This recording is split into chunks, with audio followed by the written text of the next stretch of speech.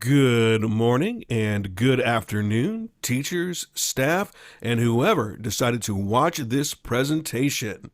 We are going to briefly examine structured literacy through a multi-sensory approach and how it can assist reading instruction for middle school students. This isn't just a reading strategy, it's an evidence-based framework that can help all students, especially those who struggle with reading. As we know from our district's comprehensive reading plan, we serve students across all performance levels, and structured literacy gives us the tools to meet every student where they are. Some might wonder why we're focusing on structured literacy in middle school. After all, shouldn't students have mastered basic reading by the end of elementary school? The realistic point of view is that many of our students are still developing foundational literacy skills. Looking at our district data, we see students performing across the spectrum, from those reading at grade level to those still working and focusing on basic decoding. Middle school presents unique challenges as texts become more complex, vocabulary demands increase, and students encounter content-specific language across subjects. Structured literacy gives us a systematic way to support all learners, whether they're struggling with basics or ready for advanced comprehensive strategies. Structured literacy is an approach to reading instruction that is explicit, systematic, and cumulative. It's grounded in decades of reading research and specifically designed to help students understand how written language works. Unlike balanced literacy approaches that rely heavily on context clues and whole language strategies, structured literacy teaches students to decode language systematically. The multisensory component means we engage visual, auditory, and kinesthetic or tactile pathways simultaneously. This is particularly powerful for middle school students who might have missed foundational skills or who, quite frankly, learn differently. Structured literacy addresses 6 essential language components that work together like pieces of a puzzle. While elementary teachers often focus heavily on phonology and orthography, middle school students need continued support across all 6 areas. These components become increasingly important as text grows more complex and academic vocabulary expands. Let's look at each component and see how they apply to middle school classrooms. Phonology is the sound system of language. In middle school, this isn't about basic letter sounds. It's about helping students navigate complex, multisyllabic academic vocabulary. Try saying that 5 times fast. Many students struggle with words like metamorphosis or revolutionary, not because they don't know the meaning, but because they can't efficiently decode sound patterns. We teach students to recognize common syllable patterns, stress placement, and how to break down those intimidating academic words into manageable chunks. This is especially crucial in content areas where pronunciation affects comprehension. Orthography covers spelling patterns and how we represent sounds in writing. Middle school students encounter increasingly complex spelling patterns in academic vocabulary. They need to understand why psychology has a silent P, but photograph does not, or why we have different spellings for the same sound in insight versus, insight. These aren't random. They follow patterns based on word origins. When students understand these orthographic patterns, they can spell and recognize thousands of academic words more easily. Syntax is sentence structure and grammar. Middle school texts feature increasingly complex sentence structures that can trip up the best of readers. Consider this science sentence for just a moment. Although photosynthesis occurs primarily in leaves, other green parts of plants, including stems, can also conduct this essential process. Students need to understand the subordinate clauses, prepositional phrases, and academic transitions and how they work together. Teaching syntax explicitly helps students both comprehend complex texts with more sophisticated responses. Morphology is the study of meaning of word parts, prefixes, roots, and suffixes. So that's word parts. This is perhaps the most powerful component for middle school students. When they understand that geo means earth, they can unlock words like geography, geology, geometry, and dozens of other words. Teaching students that the TION at the end of a word creates nouns from verbs, and it helps them understand words like industrialization, urbanization, and civilization. One morpheme taught well unlocks hundreds of words. This systematic approach to vocabulary is far more efficient than memorizing individual word definitions. Now, real quick note, I know this isn't a semantic joke, right? It is our syntax jokes, but still, I wanted to put it in here because it was funny. What does semantics really mean? Well, semantics involves word and sentence meaning. In middle school, students encounter words that have different meanings in different contexts.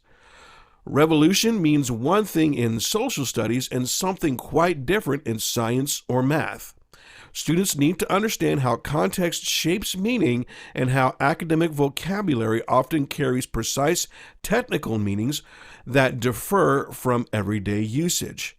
We teach students to be sensitive about the semantic shifts and use systematic strategies for determining meaning in academic contexts. Here's the key. These components don't work in isolation. When a student encounters photosynthesis, they use phonology to pronounce it, orthography to recognize spelling patterns, morphology to understand photo, light, and synthesis, putting together, semantics to grasp the scientific meaning, and of course, syntax to help understand how it functions in complex sentences. Structured literacy teaches students to coordinate all of these language systems automatically and efficiently. The multisensory approach is what makes structured literacy so efficient. We're not just telling students about language patterns, we're helping them see, hear, and feel them. For a middle school student learning about prefixes, they might see the prefix highlighted in color, say the meaning aloud, and use hand gestures to remember it. When working with syllable division, students might clap syllables, draw lines between them, and use different colored markers for each part. This multi-pathway approach strengthens memory and helps students with different styles across or access the content. Not across the content, although there's definitely a cross-curricular component there. Structured literacy aligns beautifully with Florida's BEST standards, or BEST standards. These standards emphasize foundational skills continuing through middle school, particularly for students who need, additional support. The approach supports the language standards by explicitly teaching word analysis, vocabulary acquisition, and sentence structure. It enhances comprehension standards by giving students the tools they need to decode complex academic vocabulary independently, and that's important. When students can efficiently decode words like metamorphosis or democracy, they can focus their cognitive energy on understanding the concepts of the word rather than the word itself. And that is huge. Our district uses a 3-tier model, and structured literacy fits into all 3 models. In Tier 1, all students receive explicit instruction in academic vocabulary using morphology, breaking down those complex content area words systematically. For Tier 2, students who score in the 11th to 25th percentile on iReady receive additional support through our research or intensive reading programs. Tier 3 students scoring in the 1st to 10th percentile receive the most intensive support with smaller groups and more frequent progress monitoring. The beauty of structured literacy is that it provides consistent framework across all tiers. We're all speaking the same language about how reading works. As always, our district takes a data-driven approach to reading instruction, and it helps us target interventions more specifically. So for a minute, take consideration of your current classroom. In English language arts, you might teach students to analyze morphology of words like autobiography by breaking it down into auto, self, bio, life, and graphy writing. In science, this helps students to see patterns like in words such as photosynthesis, photo, light, and synthesis, putting it together. In social studies, we teach students to recognize the tion suffix in words like industrialization, urbanization, and immigration. These aren't isolated vocabulary lessons. You're teaching students a system for unlocking the meaning in thousands of academic words. For struggling readers, this systematic approach provides the structure they need. For proficient readers, it accelerates their vocabulary growth. Structured literacy is particularly powerful for diverse student populations.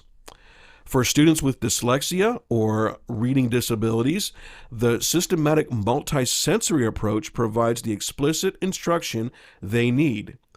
English language learners benefit from the clear structure and allows them to focus on morphology, which can help them make connections and see connections between languages. Students with individual education plans, or IEPs, receive the systematic support outlined in their accommodations. Even our advanced learners can benefit by tackling increasingly sophisticated vocabulary text and text structures with confidence. Overall, the approach is universal but allows for differentiated application. Middle school implementation has some unique considerations. Our students are developing independence, so we teach them to be strategic about language. They learn to recognize when they encounter an unfamiliar word and have a systematic approach such as looking for familiar morphemes, consider the syntax, and of course, using context strategically. We integrate these strategies across content areas. The same morphological analysis that helps English class also helps us unlock words in science. By using structured literacy, we respect our students' growing sophistication while providing the systematic support that some still need. So, if you decide to implement structured literacy, understand that you are not alone. Our district provides extensive support through the iReady Teacher Toolkit, which includes structured literacy activities aligned with our assessment data, and our admin and coaches are additional sources that can provide outlets for ongoing professional development and, of course, coaching support. Observation of model classrooms are also available, and reading coaches can help with collaboration. Remember, structured literacy is a systematic approach, so start with one component, get comfortably, then you are ready to integrate other components. As this video wraps up, take a few minutes for questioning and reflection. You might be wondering about specific implementation strategies, how to differentiate for your student population, or how to integrate this into your existing classroom. This is also a great time to think about what you've already tried for structural literacy approaches, if you've tried at all. What worked? What challenges did you have? What might you do to overcome those challenges? Remember, utilizing this approach is a journey. It's not a destination. You are building a systematic approach that will serve our students, not just in reading, but across all academic areas. The structural literacy through multisensory approach isn't just an initiative. It's research-based framework that can transform how our students interact with text. And of course, by teaching them the systematic structure of language, we're giving them the tools that they'll use throughout their academic careers and beyond. Thank you so much for your commitment to our students' reading success, and thank you for taking the time to watch this video.